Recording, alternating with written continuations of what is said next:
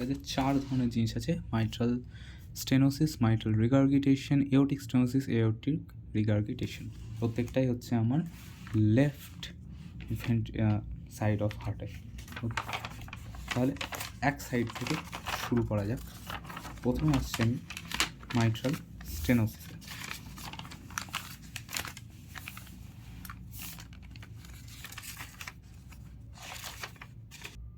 Mitral স্টেনোসিসের ক্ষেত্রে আমি যেটা দেখতে পাবো সেটা হচ্ছে সিম্পল, আমার হার্টের লেফট সাইড যেটা আছে এখানে স্টেনোসিস অর্থাৎ ন্যারোয়িং হয়ে গেছে, তার ফলে ব্লাড আসছে না।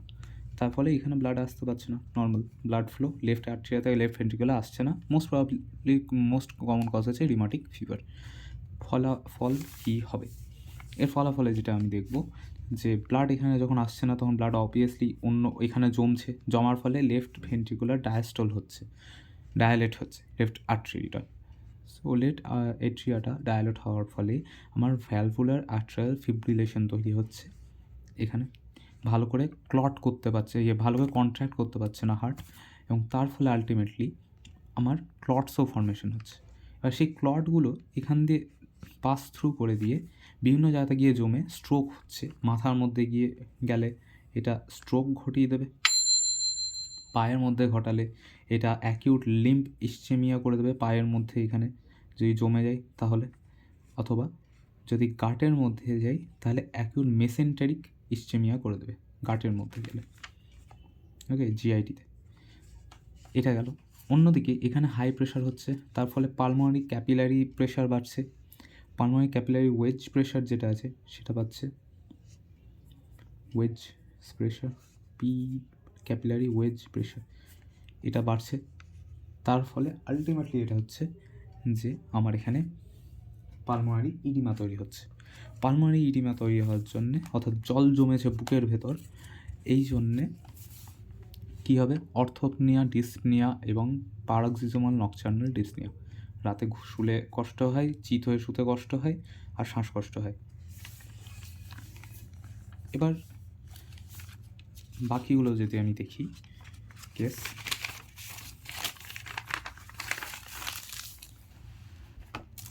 মাইট্রাল রিগার্গিটেশনে কী হচ্ছে আমার, ওকে মাইট্রাল স্টেনোসিসটা শেষ করে নেওয়া যায়। মাইট্রাল স্টেনোসিসে এখন তাহলে কী রইলো? আমি এক্সামিনেশনে কী পাবো? আমি ওপেনিং স্ন্যাপ পাবো উইথ আর রাম্বেল অ্যাট ডায়াস্টলিক মারমার, অর্থাৎ MS ডস। মাইট্রাল স্টেনোসিসে ডায়াস্টলিক ওপেনিং স্ন্যাপ পাওয়া যাবে, মারমার MS ডস। ইকোকার্ডিওগ্রামে কী দেখবো? আমি এই জিনিসটাই দেখবো যে লেফট ভেন্ট্রিকালটা বড়, আর্টেরিয়াটা বড় হয়ে গেছে, আর blood flow across the mitral valve ওটা কমে গেছে। যেটা এখানে হচ্ছে সেটা ডাইরেক্ট ইকোকার্ডিওগ্রামে আমি দেখতে পাবো। তাহলে পরে ম্যানেজমেন্ট কী? ম্যানেজমেন্ট হচ্ছে হার্ট ফেলিয়ারের যে ম্যানেজমেন্টগুলো আছে সেগুলো করতে হবে। এই অর্থোপনিয়া, ডিসনিয়া, জল জমেছে বুকের ভেতর, এইগুলোকে কমানোর জন্য যা যা ম্যানেজমেন্ট আছে সেগুলো করতে হবে। তার সাথে সাথে ব্যালুন ভালভোপ্লাস্টি, এটা হচ্ছে সার্জিক্যাল ম্যানেজমেন্ট, আর ওয়ারফেরিন দিতে হবে ফর দিস ক্লটস। মাইট্রাল স্টেনোসিসটা একটু ডিটেলসে আমি এখানে লিখেছি কারণ এটা 2024-এ এসছে। মিড ডায়াস্টলিক মারমার পাওয়া যাচ্ছে, শ্বাসকষ্ট, অর্থোপনিয়া এগুলো তো আছেই, লাউড S1, ওপেনিং স্ন্যাপ এগুলো আছে। মাইট্রাল ফেসিস পাওয়া যাবে, জেবিবিটা বেড়ে যাবে, লো পালস পাওয়া যেতে পারে, আর ট্যাপিং অ্যাপেক্স স্পিড পাওয়া যাবে। ইকোকার্ডিওগ্রাফিতে আমি যেগুলো বললাম সেগুলোই দেখতে পাবো। ইসিজিতে আমি অ্যাট্রিয়াল ফিব্রিলেশনটা পাবো যেটা বলা হলো, আর লেফট অ্যাট্রিয়াটা বড় পাবো। চেস্ট এক্সরেতেও লেফট আর্টেরিয়াটা বড় পাবো, কার্লি বি লাইন্স পেতে পারি, ক্যাথেটারাইজেশন আমি করতে পারি। মেডিকেল ম্যানেজমেন্ট কি? Furosemide, spironolactone, salt restriction normal, তারপর metoprolol ডিজক্সিন for atrial fibrillation, warfarin for clots in it produced by the atrial fibrillation, endocarditis এর prophylaxis. Definitive management কি? PMBV, percutaneous mitral balloon valvoplasty বা balloon ভ্যালভোপ্লাস্টি, আর mitral valve repair, এটা একটা surgery. এটা গেল normal situation. ওকে, next আমি যদি আসি আমার এওটিক রিগার্গিটেশনে মানে হচ্ছে রিগার্গিটেশন মানে হচ্ছে রিটার্ন করছে, সিম্পল। তাহলে মাইট্রাল রিগার্গিটেশনে তাহলে মাইট্রাল ভালভ অর্থাৎ এই দ্বিপত্র কপাটিকাটা সেখান থেকে রক্ত রিটার্ন করছে। কেন করছে? একটা কারণ হতে পারে যে ডায়ালেট করে গেছে, তার জন্য এই দুটো জিনিস ভালো করে ক্লোজ হতে পারছে না। ফাঁক থেকে যাচ্ছে, এই জায়গাটা পুরো ফাঁক থেকে গেল ডাইলেট না করতে পারার জন্য। অথবা একটা হচ্ছে ধ্বংস হয়ে গেছে ডিউ টু ইনফেক্টিভ এন্ডোকার্ডাইটিস। কাদের হয়? আইভি ড্রাগ অ্যাবিউজারদের। আর মাইট্রাল ভালভ প্রোল্যাপস করে গেলে তখন হয় এরকম ধ্বংস হয়ে যায় গোটা জিনিসটা। আর ডায়ালেট করার ফলে কী হতে পারে? Systolic heart failure with reduced ejection fraction আর ডায়ালেটেড কার্ডিওমায়োপ্যাথি, এই দুটো কারণে ডায়ালেট হতে পারে। এবার এখানে কী হবে? এখানেও রক্তটা এখানে বাড়ছে, আলটিমেটলি কী হবে? এখানে হাই ব্লাড প্রেশার ইন এওটাতে প্রেশার বাড়ছে, পালমোনারি ক্যাপিলারি ওয়েজ প্রেশার বাড়ছে, আলটিমেটলি কী হচ্ছে? পালমোনারি ইডিমা তৈরি হচ্ছে। ইডিমার ফলে কী হবে? Dyspnoea, orthopnoea, paroxysmal nocturnal dyspnea আর respiratory failure ultimately. In acute MR এদিকে যেহেতু ব্লাড কম আসছে তার জন্য কার্ডিয়াক আউটপুট কম, তো অ্যাকিউট এমআরের ক্ষেত্রে হঠাৎ করে শকে চলে যেতে পারে। কী শক? কার্ডিওজেনিক শক হতে পারে। তাহলে শকের ম্যানেজমেন্ট যা যা ছিল, ফ্লুইড দাও, জল দাও, ওইগুলো দিয়ে করতে হবে। এবার শকের ম্যানেজমেন্ট বলতে কী কী ছিল? প্রথমে রিসাস্টিগেশন করবো, এসঅ্যাপ, অ্যাডমিট করতে হবে, এয়ারওয়ে ক্লিয়ার করতে হবে, prevent stasis of blood in leg করতে হবে, ইডিমাটাকে প্রিভেন্ট করতে হবে, এক্সটার্নাল ব্লিডিং হলে সেগুলোকে করতে হবে, সার্জারি করতে হবে। মেন ট্রিটমেন্ট অফ শক কী ছিল? এক্সট্রাসেলুলার ফ্লুইড রিপ্লেসমেন্ট থেরাপি, দুটো হোয়াইট বোর্ড ক্যানুলা ঢুকিয়ে দাও দুই দিকে, তারপর আইভি ইনফিউশন করো, রিঙ্গার ল্যাকটেট দাও, নো সুগার ক্রিস্টালয়েড দেবে, ব্লাড অ্যারেঞ্জড করতে হবে। সেখানে ব্লাড আমি যদি সার্জিক্যাল কন্ট্রোল অফ হেমারেজ পাই তাহলে ভালো, আর যদি না পাই তাহলে ততক্ষণ অ্যানাস্থেসিয়া দেবো না। এইসব যা যা ছিল। ড্রাগস কী কী ছিল? Dopamine, morphine, atropine, beta blocker, bicarbonate, normal যেগুলো ম্যানেজমেন্ট। নেক্সট যদি যাই তাহলে হচ্ছে এখানে এমআরের ক্ষেত্রে আমি কী পাবো? এখানে আমি বগলে হোল সিস্টোলিক মারমার পাবো, এখানে আমি মিড সিস্টোলিক মারমার পাচ্ছিলাম, এখানে আমি মিড ডায়াস্টোলিক মারমার পাচ্ছিলাম,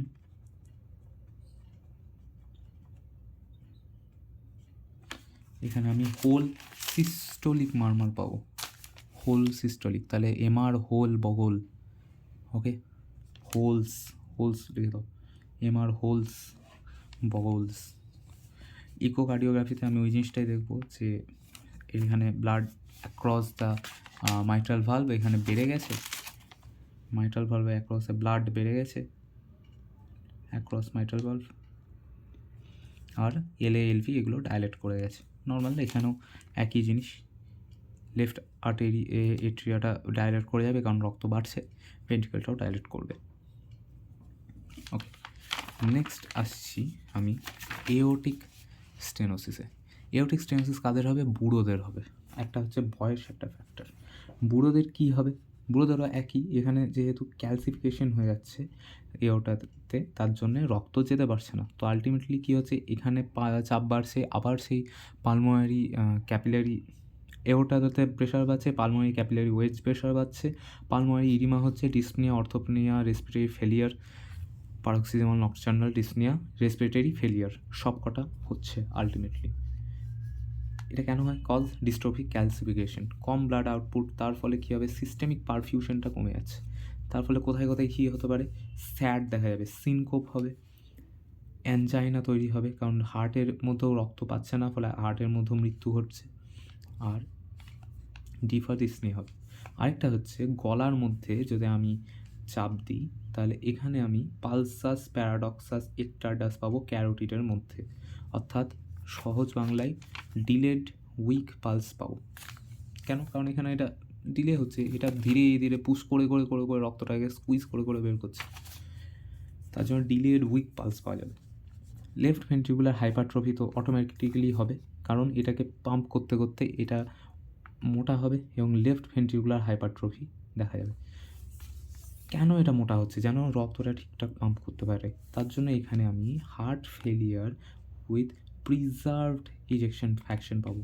হাইপারট্রফিটা তো হচ্ছে যেন রক্তটাকে ঠিক করে ও টোটালি বের করতে পারে, সেই জন্যেই, ঠিক আছে, প্রপারলি রক্তটাকে যেন বের করতে পারে তার জন্য প্রিজার্ভড আমি পাচ্ছি এখানে। ওকে, তারপরে মারমারটা কেমন পাওয়া যাবে? এটা হচ্ছে ক্রিসেন্ডো ডিক্রিসেন্ডো মারমার পাওয়া যাবে, ক্যারোটিডে রেডিয়েট করবে, সিস্টোলিক মারমার পাওয়া যাবে। ওকে, ক্যারোটিডে ক্রিসেন্ডো ডিক্রিসেন্ডো মারমার পাওয়া যাবে এওটিক স্টেনোসিসে, ঠিক আছে?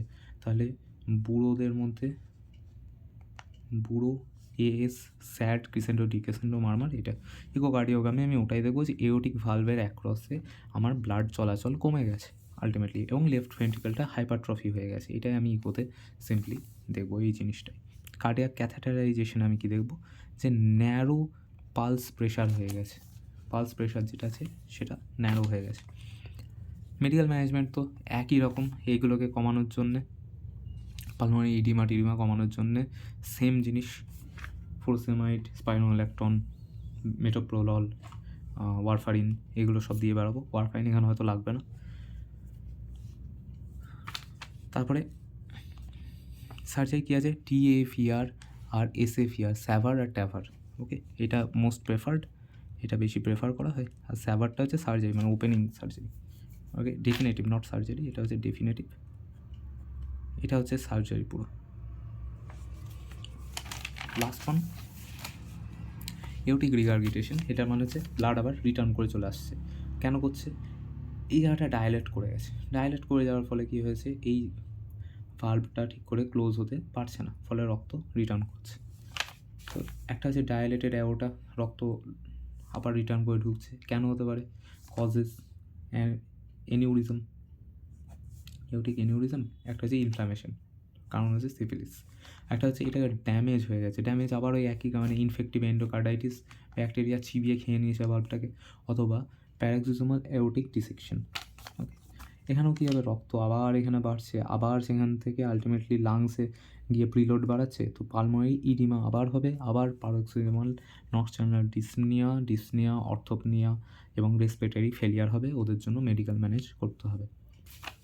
এইদিকে কার্ডিয়াক আউটপুট কম, ফলে ব্লাড প্রেশার কম, ফলে আবার এখানে শকে চলে আসছে পেশেন্টটা, এবং এটা গেল একটা পার্ট।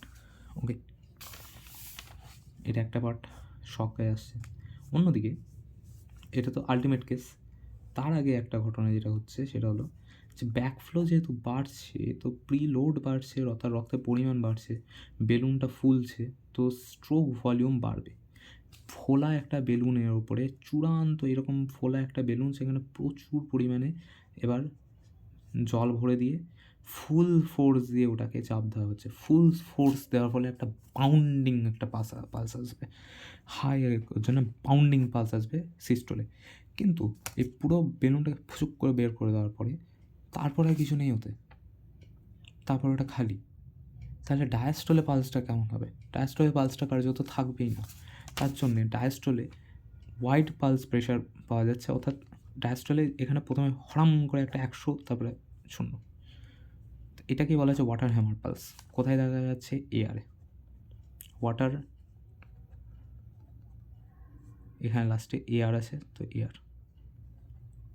ওকে, এবার এয়ারের মধ্যে আমি কী পাবো? ডিক্রেসেন্ডো মারমার। ওকে, মারমারটা কখন পাওয়া যাচ্ছে? ডায়াস্টোলিক, ডায়াস্টোলিক ডিক্রেসেন্ডো মারমার, তো ARDS মনে রাখো, ডিএস মানে হচ্ছে দুটো ডি, ডায়াস্টোলিক ডিক্রেসেন্ডো মারমার। ইগোতে কী পাবো? ওই জিনিসটাই যে অ্যাক্রসে ব্লাড বেড়ে গেছে এখানে, আর এলভি ডায়ালেশন হয়েছে। এখানে ক্যাথেটারাইজেশনে আগেরটাতে স্টেনোসিসে আমি ন্যারো পালস প্রেশার পেয়েছিলাম, এখানে আমি ওয়াইড পালস প্রেশার পাবো। এখানে 1000 থেকে 0 চলে আসছে, ওয়াইড পালস প্রেশার। সার্জারি হচ্ছে সেভার। এবার যেটা ইম্পর্ট্যান্ট সেটা হচ্ছে এই পার্টটা, রিমাটিক ফিভার কি? গ্রুপ এ বিটা হিমোলাইটিক স্ট্রেপ্টোককাসের জন্যে আমি দেখছি এখানে হয়েছে এটা। এবার সেখানে প্লাজমা সেল আছে, অ্যান্টিবডি ডিএনএস বানাচ্ছে, তারা এবার একে মারার চক্করে হার্টেরও 12টা বাজাচ্ছে। একদিকে মাইট্রাল ভালভ, আরেকদিকে এওটিক ভালভকে 12টা বাজাচ্ছে। মেনলি হচ্ছে মাইট্রাল ভালভ, তার ফলে রিমাটিক হার্ট ডিজিজ হচ্ছে। এবং কী কী হতে পারে? মেনলি হচ্ছে মাইট্রাল ভালভ, তার মাইট্রাল স্টেনোসিস, মাইট্রাল রিগার্গিটেশন, এই দুটো, আবার এওটিক স্টেনোসিস, এওটিক রিগার্গিটেশন, এই দুটো হচ্ছে। আলটিমেটলি কী কী পাচ্ছে? জোনস ক্রাইটেরিয়া, জয়েন্টস, এমপি, এফি, নোডিউল, এইথমার, ম্যারজিনেটাম, আর সিএনএস হচ্ছে সিনসাইডেনহ্যামস কোরিয়া, অর্থাৎ ভুলভাল মুভমেন্ট, পিকিউলিয়ার মুভমেন্ট, আজব মুভমেন্ট সব। তার সঙ্গে মাইনর কী কী আছে? Fever, ESR, PR, polyarthritis. এর সাথে সাথে কী করতে পারি? স্ট্রেপ টেস্ট করতে পারি, অ্যান্টি এসও অ্যান্টিবডি টেস্ট করতে পারি। ম্যানেজমেন্ট কী আছে? ম্যানেজমেন্ট হচ্ছে সবারকে মেডিকেল ম্যানেজমেন্ট যেগুলো বললাম, spironolactone, salt restriction, spironolactone, furosemide, metoprolol,